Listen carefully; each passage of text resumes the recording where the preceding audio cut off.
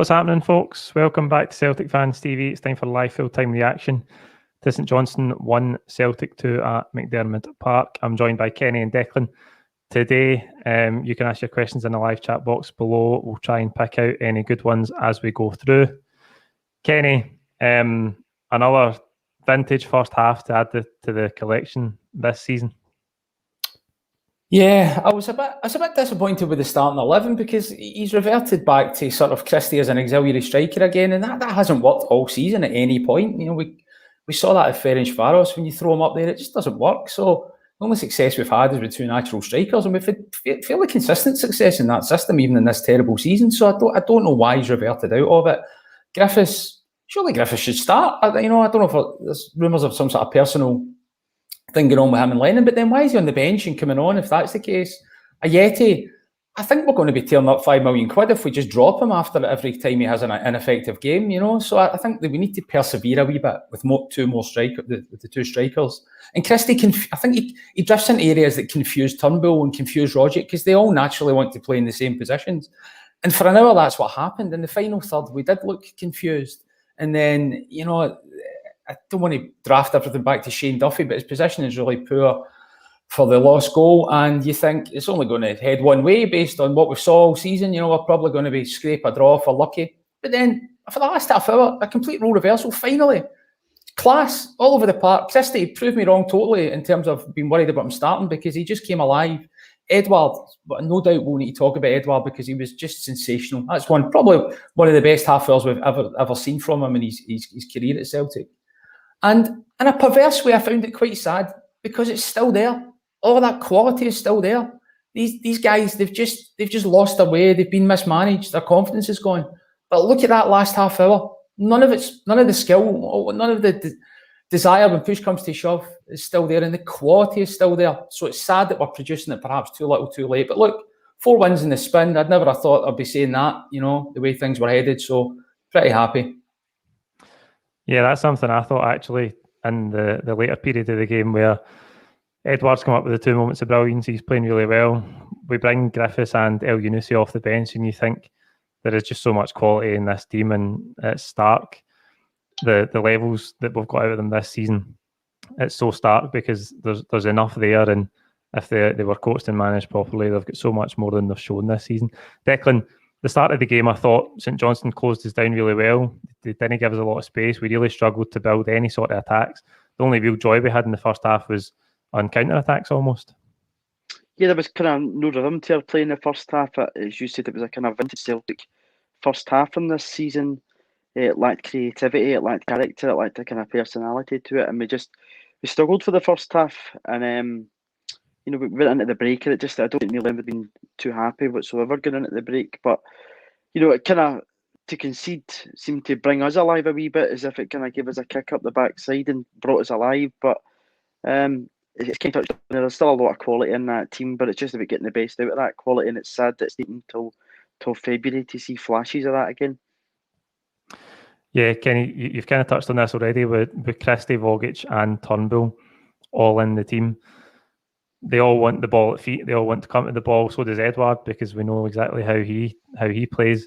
And you see the only time we got joy in the first half was on the counter where we got the ball and played it in behind early. I think 30 minutes is where Vogic releases Edward in behind, gets back for the cross, and then he's his right foot shot cleared off the line. And we just didn't do that enough in the first half. No, and I think we created our own problem by doing that. We didn't need to make that selection. I mean, on the 6 games leading up to Christmas, when we actually looked solid, we were winning games, that was with 2 up front, and Christie was playing in the right-hand side of a diamond. Even when you look stretched back to last season, it was 2 up front that got us over the line to win the league. And then this little run of form here that we've had winning the last 3 games was with 2 up front. There's a pattern there.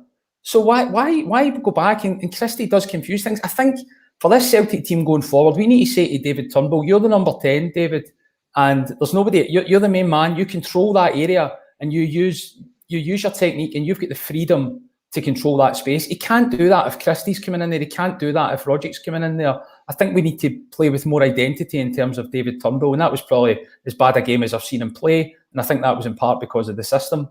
So I think we need to get back to 2 up front, or else we're going to see we're going to see a lot more of what happened in that first half. It was just confused, hard to get the ball in behind. The fullbacks weren't getting as high as I would have liked in that first half either. That changed in the second half, but yeah, a bit frustrated that we went back to that style of play. Declan, as we've described there, pretty turgid first half, and you're expecting a response from us in the second half to come out and really lift the tempo and start playing with a bit of style, but it was St Johnstone, and we had the warning sign with Conway's chance right in the middle of the box that he just scuffs it, and then a couple of minutes later we go behind, and again it's a poor goal defensively for us, isn't it? Yeah, as you say, I thought we'd have came out second half and kind of up the tempo and started to move the ball out a bit quicker, but it was St Johnstone that did that, and defensively, the goal that we concede, it's a really poor header to concede.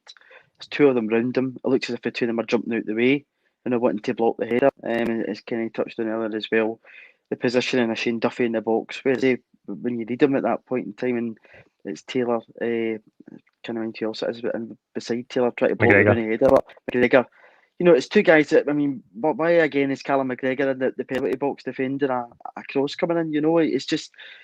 It's just at times in the second half as well, there was a chance when Freedom went for the one ball. It's a team that just looks as if they don't know how to defend at times. But it was a good header. It was a powerful header, and that seemed to kind of give us a wee kick to then go and start to show what we're all about, really.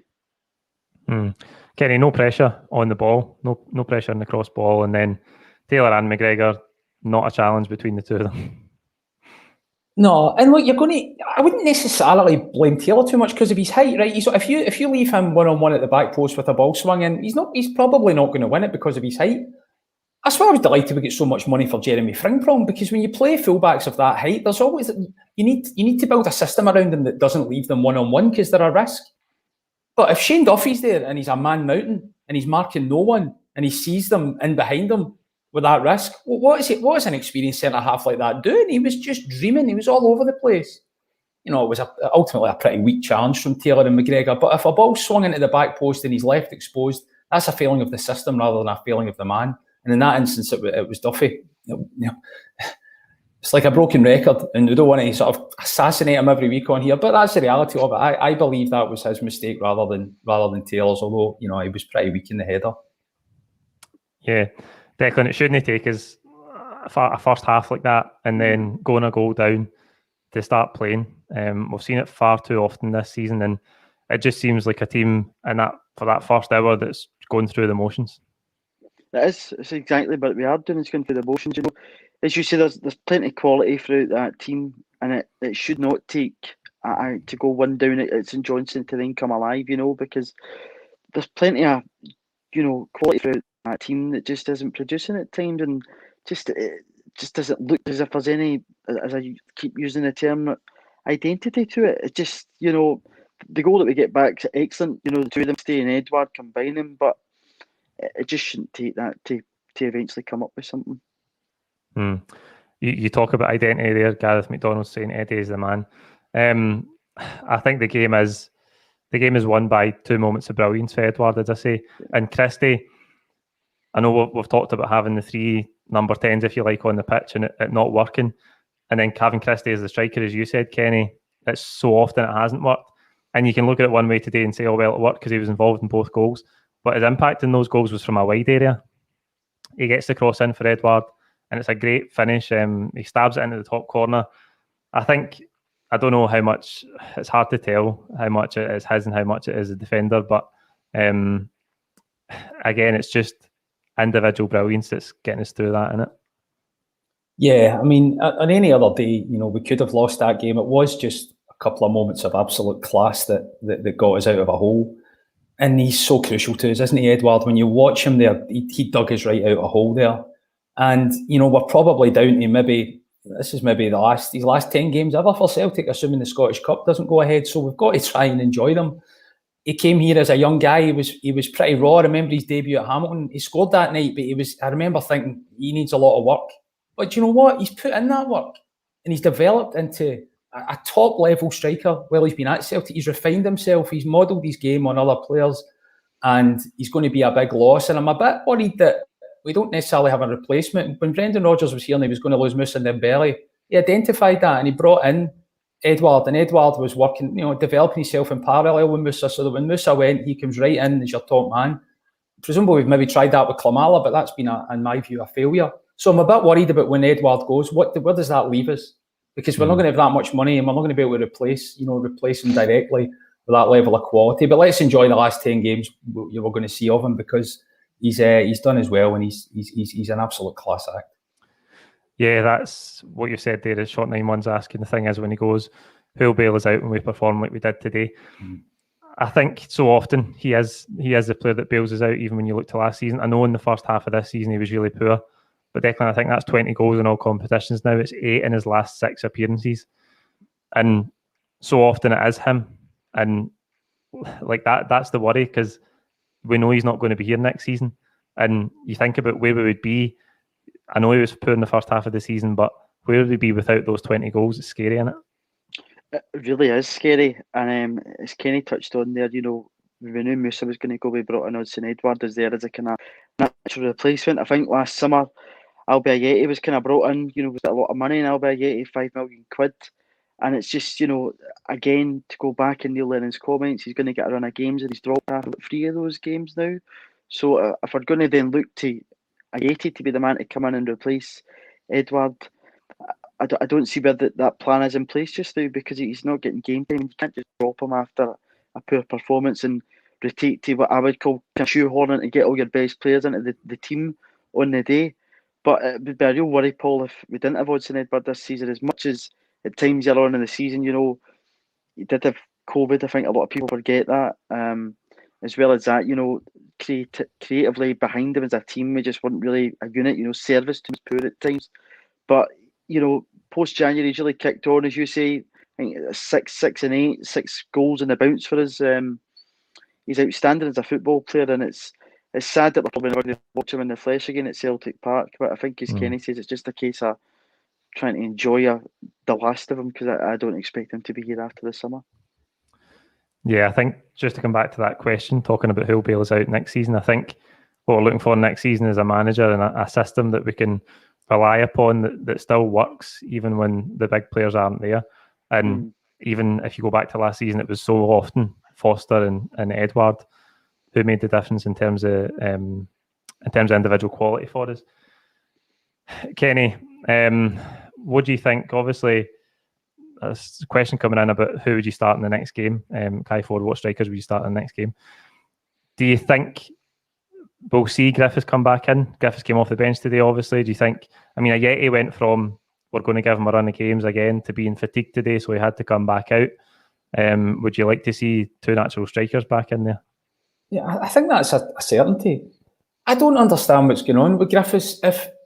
I think we've probably got actually a strategic decision to make now around Griffiths to say, do we sell him or do we keep him and play him every week? It's almost that blunt, because if his head's down and he's contributing to the team, he's still of an age where he can score 30 goals in a season easily. You watch him, he's the one guy that can keep up with Edouard and understand Edouard's intelligence and play off him. No one else has been able to do that. So I don't know what's going on with Griffiths. Why is he on the bench when he's such a threat? Because he's clearly the second best striker at the club. And I think we need to take some decision around him. And hopefully that is that he stays and that he's head down with a new manager, because he could easily be a key man for us next season. Ayeti, I would like to see him get game time. I've been a bit disappointed with him latterly. He had a good outing against Kilmarnock, and then he was ineffective for 2 games. But we've spent so much money on someone.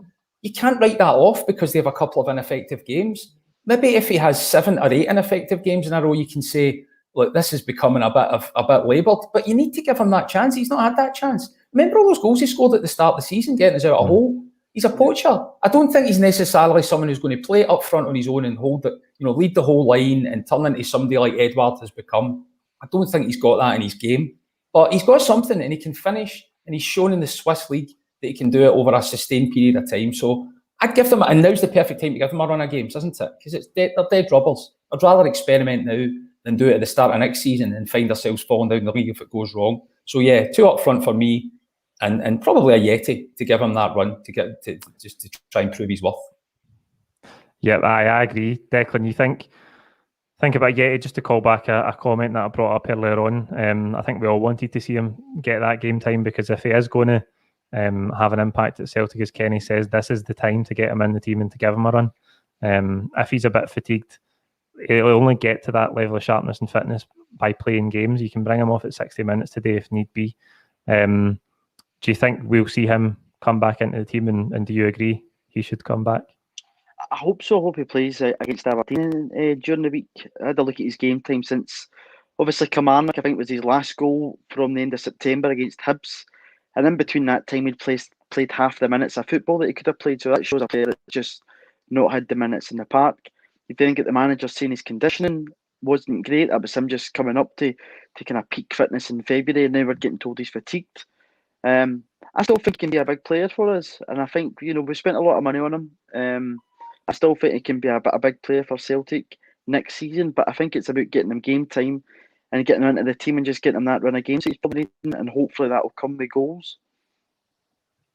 Aye, I think so. I've said it till I'm blue in the face in recent weeks about how much he needs that game time. Anthony Sermani is saying we can talk about all we want about performances on the park, but what we really need is a change of manager. Aye, I think we know that, and I think, again, to come back to the performance about the first half today, is you can see that. You can just see that the team at times looks as if it's just lost, and I don't know when we're going to get this review. It looks like it might be in the next week or so. I don't expect any great detail, but you've got to wonder whether the fact that Neil Lennon is still here is because we can't find a replacement who wants to come in right now.